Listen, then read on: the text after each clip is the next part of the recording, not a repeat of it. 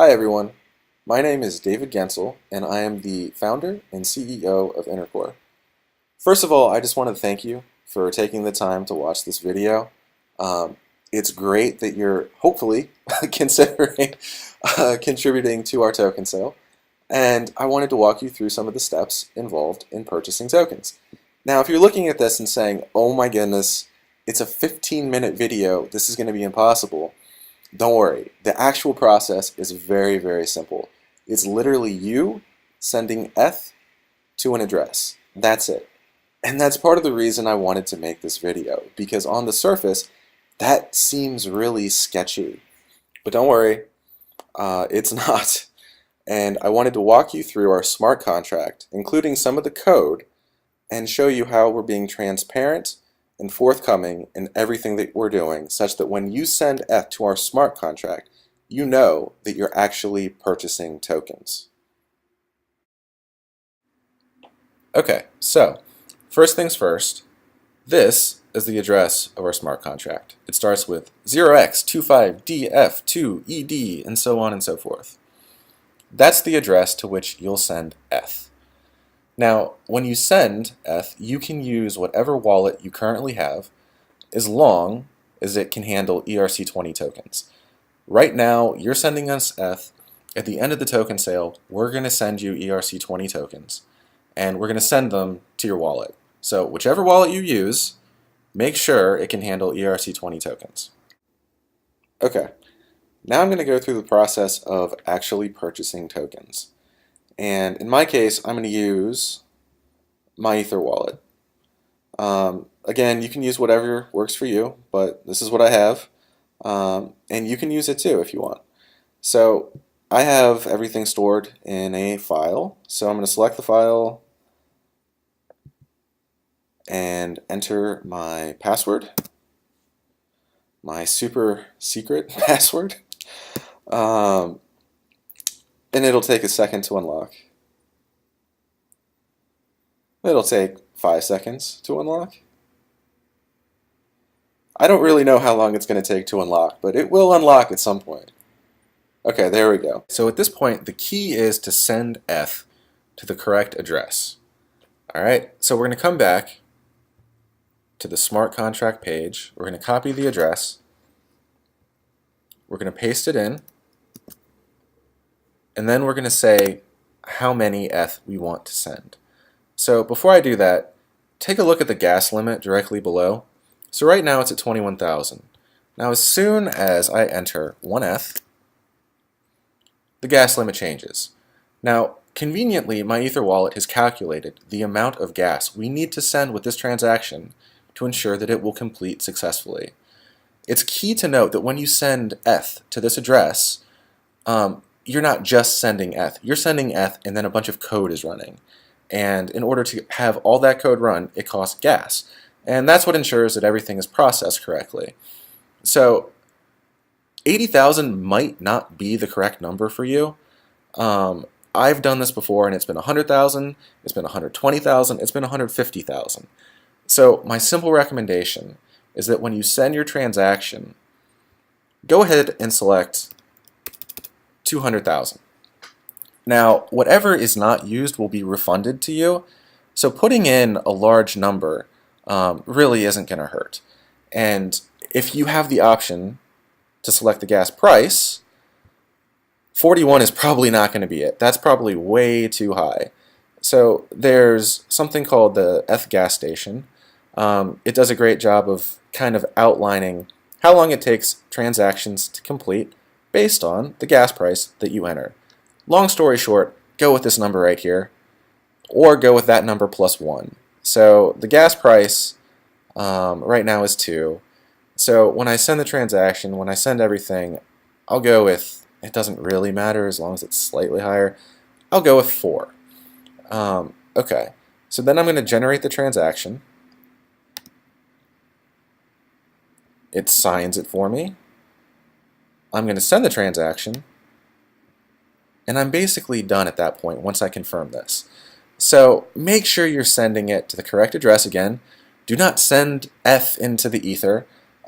We cannot help you in that case, so please, please, please Be careful, make sure you're sending it to this address, nothing else, and you're basically good to go at that point.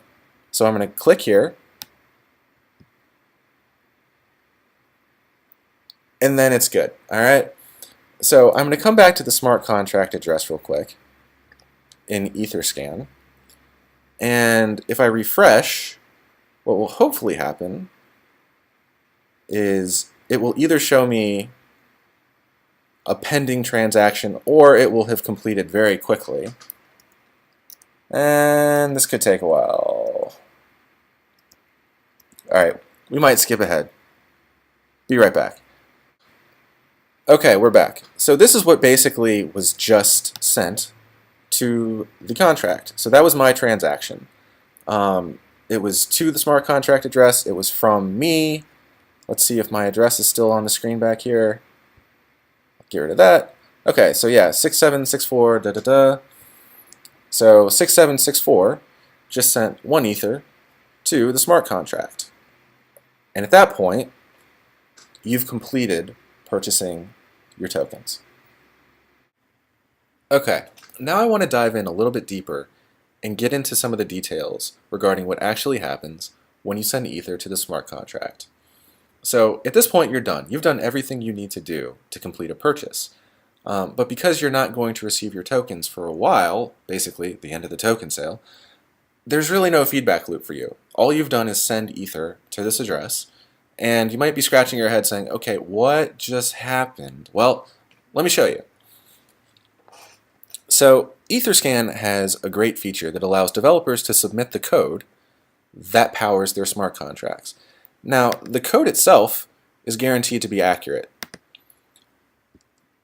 Everything here is effectively validated by EtherScan against the code that exists on the blockchain. So I can't submit anything here and just have it appear. I can only submit what exists on the blockchain already.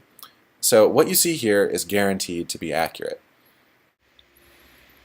So when you purchase tokens by sending Ether to the smart contract, the reason that works, and you don't have to do anything special, is because within the smart contract, there's a specific portion that says, wait for someone to send Ether. And when they do, execute the purchase. All right? So that code lives at the very bottom, and it's very simple, and it's basically this. Right? So whenever you send Ether to the smart contract, it will execute this, and it will say, okay, this person wants to buy tokens, or at least hopefully they want to buy tokens, because that's what's about to happen. But they want to buy tokens, so go ahead and do that. So this is the magical hook that makes everything happen. It's why you, from any wallet, can simply send Ether to the address, and then magically everything works, okay? So thereafter, it goes through the purchase process. So you have a buy function right here, and then you have a bunch of checks for stuff. So it's basically ensuring, the request came from a real person, they sent ETH along with the request, the token sale is still active, they meet the whitelist restrictions, and then it starts getting into token calculations. So this converts the amount of Ether you sent into tokens. Simple multiplication, it takes the Ether, it multiplies it by the pricer, which happens to be 100,000. So 1 Ether essentially equals 100,000 of our tokens. That's what all that's saying. And then it goes through and calculates your bonus tokens, right? So it adds the original tokens that you purchased to the calculation that determines how many bonus tokens you're going to get. So once it does that, it makes sure that the token sale has not exceeded the total sale, or the total size of the token sale. So I think we're basically trying to max out around 2,000 ETH, and this makes sure that we stay roughly below that. This just says, oh, so-and-so participated in the token sale, let's keep a record of all the individuals who did so. And then here's where we actually credit you with your tokens. So we take everyone's tokens and store them in this value, and then we splice it by who the person is. So in this record, you will have a sub-record that belongs specifically to you, and it will store your tokens, essentially. Now, if you make repeat purchases, it'll basically store your balance plus your new tokens, and it can do so over and over, which allows you to purchase as many different times as you'd like. But here's where we keep track of how many tokens you've purchased.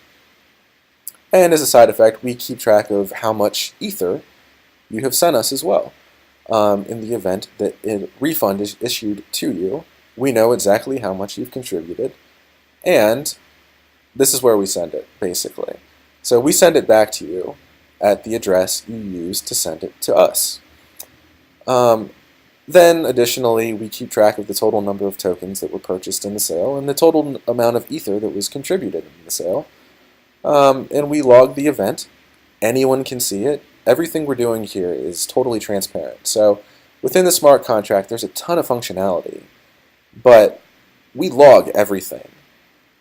So every single time a function is executed, anytime someone buys, anytime someone is refunded, anytime someone tries to claim tokens, this, that, or the other, it's all logged, and that's all stored on the blockchain as well. So pretty much every action we take during the entire sale is traceable, and it's logged on the blockchain, which exists forever. So this level of transparency really wasn't possible before the blockchain.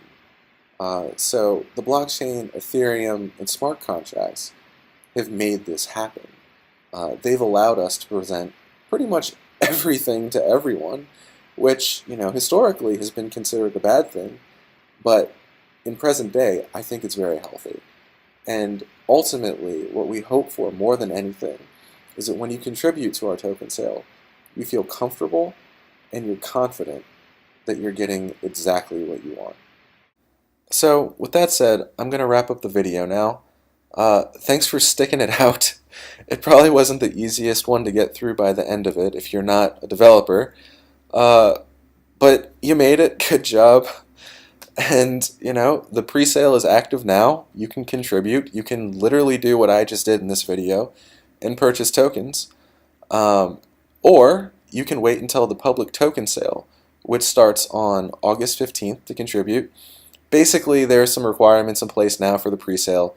You have to contribute over 1 ETH, and you get the full benefits if you contribute over 5 ETH. And that's not the case in the public token sale. So if you're going to make a larger purchase, now is probably the time to do it. If you're going to make a smaller purchase, which, in our eyes, there's no such thing. We appreciate every ounce of support, financially and otherwise, that you can give us. So whatever you can do, it's cool. If you can't do anything, that's cool too. But, we appreciate everything. And if the pre-sale is the right time for you to contribute, then you can go ahead and do that now. So we look forward to your contribution. We appreciate everything. And that's that for now. All right, thanks. Bye.